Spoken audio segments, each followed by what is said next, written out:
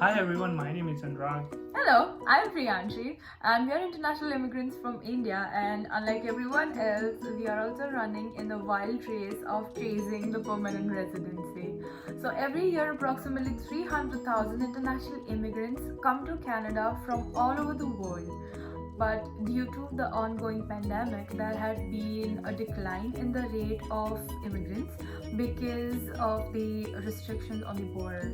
So, to help the people who are already inside Canada and to support the economy, the government is giving away permanent residency at the reduced criteria than what it was earlier. A new pathway has been created, and this news came out on the afternoon of 14th of April from Ottawa, and the Immigration Department of Canada declared that they will give 90,000 permanent residency to healthcare workers, essential workers, as well as international students. So the further distribution of the 90,000 application is done as 20,000 for healthcare workers, 30,000 for essential workers, and 40,000 for the international students who have graduated in the past 4 years, no prior than 2017. There has been a list which has all the necessities, the eligibility criteria, and the categories, everything mentioned in detail, and Anurag here would walk you through those.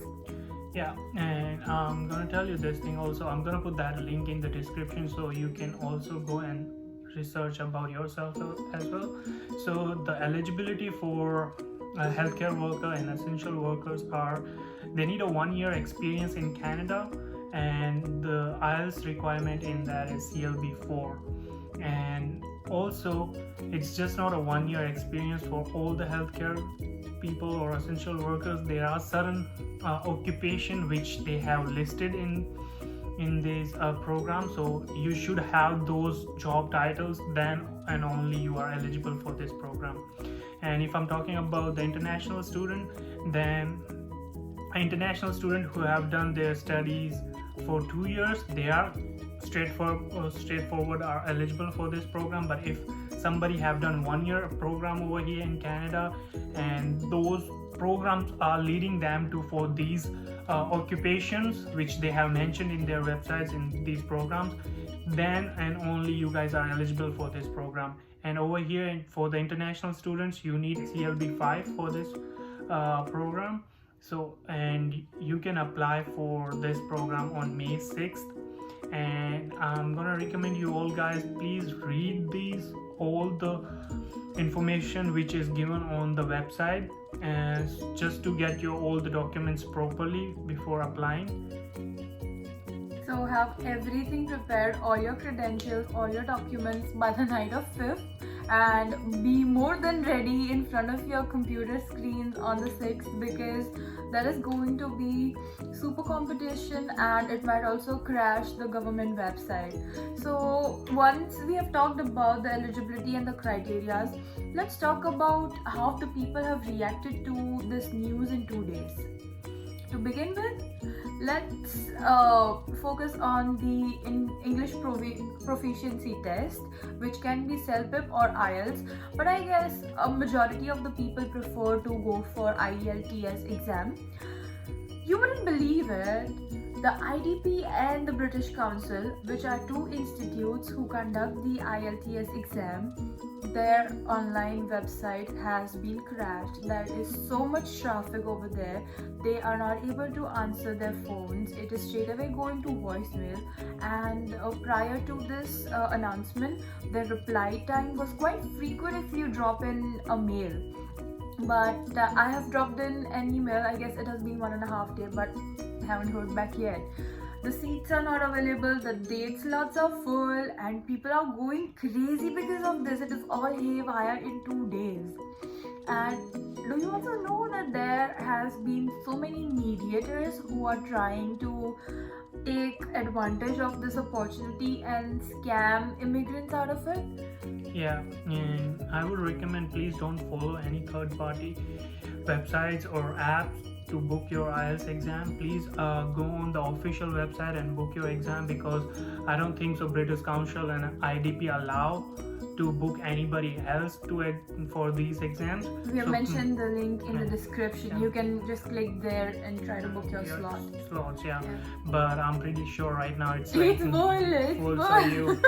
so you cannot book, but still, for the future reference, please don't go through any third party. So now they also have a category for the French speaking people or bilingual people.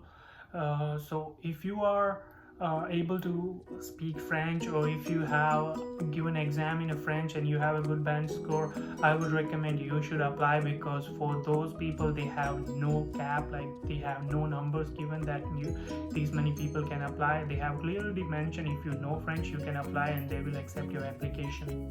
So the entire motive of this category is to promote the local language of Canada. So if your first language is French, and like Anurag said, if you're bilingual, just go ahead and apply, because the seats allocated to this program are indefinite, and comparatively there is less competition here, of course. So when this program released, I thought I'm eligible for this program under the essential worker category, but when I looked into the list and occupations, my occupation wasn't mentioned in that, and I thought like, okay, I'm not eligible for this program. I was quite By occupation, do you mean your NOC code, the NOC code? Yeah, exactly. Okay. Because mostly in that list they have given mostly C category people who are working in the front line. They're helping like people who works in a general labor and categories no code C or D. But I'm working here as a manager, so my occupation wasn't was not matching with that list. So you would be NOC B, right? No, I was in a NOC O. Oh, NOC O. So I was quite disappointed at that time, and I thought like, okay, I'm not gonna get my PR through this program. But when I looked into the international graduate program, I saw that I'm eligible for that, because I started my education in 2018 and I completed that in 2019, which was a 2 years program, and I have given my IELTS exam. So I'm quite happy right now, and I'm waiting to apply on May 6th. And on May 6th, luckily I get my permanent residency through this program. But moral of this story is just that if you are not being eligible in one category, make sure you explore all the other programs, check whether you're eligible or not. Don't just lose your hope because you're not being eligible for just one program. If one door closes, maybe there's another one being open for you. Yeah. So to conclude, the things you need to check to determine whether you're eligible or not is: number one, if you're working right now, check your NOC code, your NOC code of the job. Number two, check the criteria, especially when it is related to the time period. There are many time durations that are mentioned, that it should be within this period and this period. Make sure you check that. Number three would be getting your English proficiency valid result. That is of course a mandatory document that you're going to need, and of course all the other government issued credentials and identity proof. Make sure you have all this ready by the light of 5th at most, and on 6th you are prepared to compete with everyone on the website. And do not lose your hope, don't get demotivated if the site is getting crashed, or your form gets reloaded, or you lose all your recorded entries. You can always start again. And I want to add one more thing.